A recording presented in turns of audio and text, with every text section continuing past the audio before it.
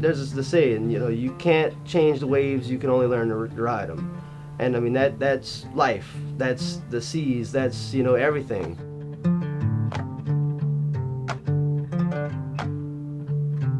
Water is everything. Our bodies are made up of majority water. So I mean, water is a part of you.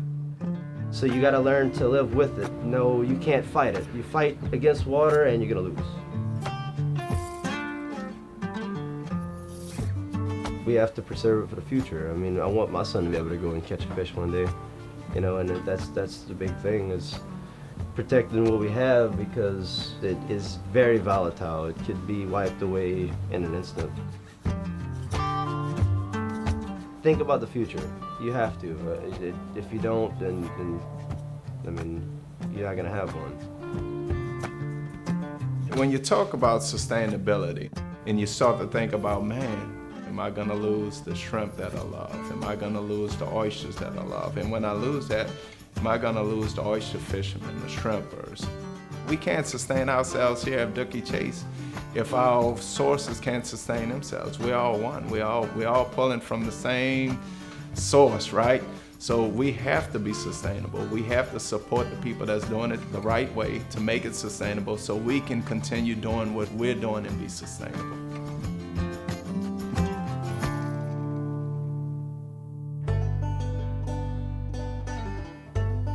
Rice in Louisiana is really much more than just a crop. It's a way of life, and a lot of people, you know, that really aren't from this area don't realize that, you know, everything that we do starts with rice. It's a staple of most meals here, whether it's gumbo, jambalaya, and crawfish comes along and it just adds to the flavor. It adds a whole different dynamic. They both go really well, not only in the field, but on the plate.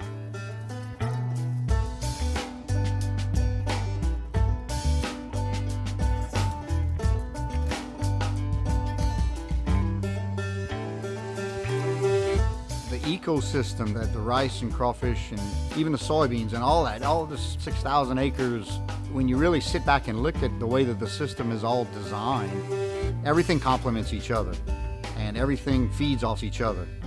Soybean crop will change up a bunch of weed cycles, put some nitrogen back in the ground, increase the soil till, which subsequently helps the next rice crop.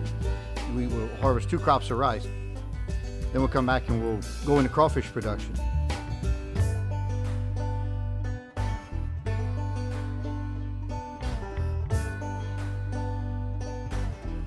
All the while providing waterfowl habitat, the crawfish ponds.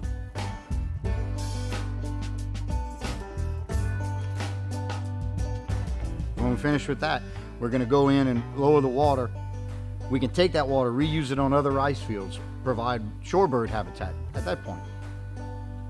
So there's a method to the madness here. Everything that we're doing is all interrelated. It's all a big system, and it's all intertwined. All of our conservation practices, our sustainable.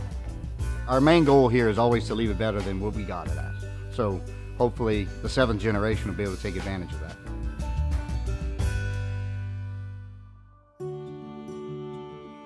A lot of what we do is based on Mother Nature. And, you know, I mean, if we're good to Mother Nature, she's good to us.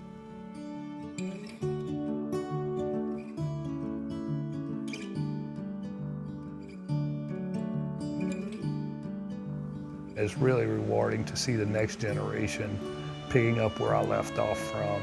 And you know, they have a long road ahead of them, but you know, they have an upper hand because they understand that, you know, as long as they're good stewards of the environment, try to do good, they're gonna make a good, honest living.